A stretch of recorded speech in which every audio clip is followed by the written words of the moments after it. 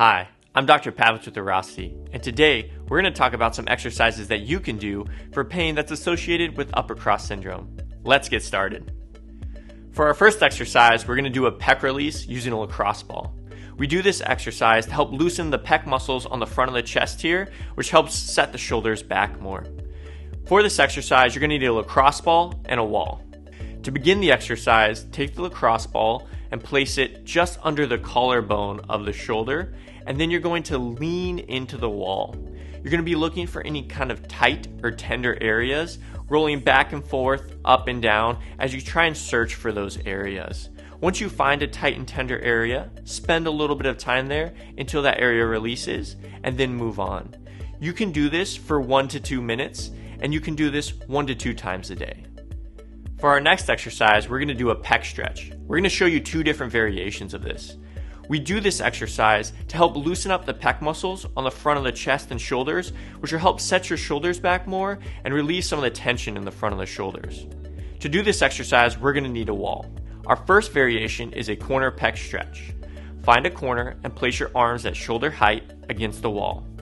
From here, you're going to step forward towards the corner. You should feel the stretch through the front of the chest, across the shoulders, through the pec muscle there. You can hold this stretch for 60 seconds, relax, and then repeat. You can do this once daily. Our second variation is a single arm PEC Stretch. To do this exercise, you're going to stand next to a wall, place your arm at shoulder height against the wall, and then slowly rotate your body away from the wall while keeping your hand and arm in contact with the wall the entire time.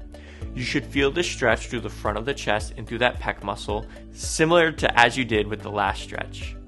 Again, you can hold this stretch for 60 seconds, relax, and then repeat on the other side. You can do this 2 times, once daily. Our final exercise is a strengthening exercise. We're going to do a low row isometric. This exercise will help strengthen your rhomboid muscles in your mid and upper back.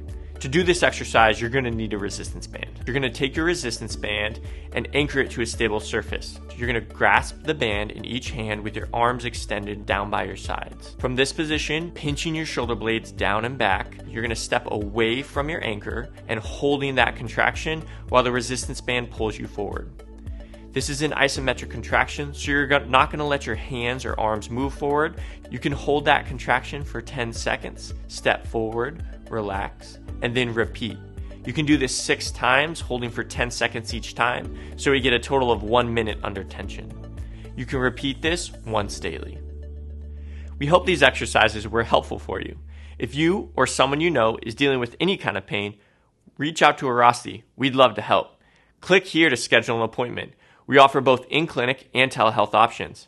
If you want to check out some of our other videos, click here.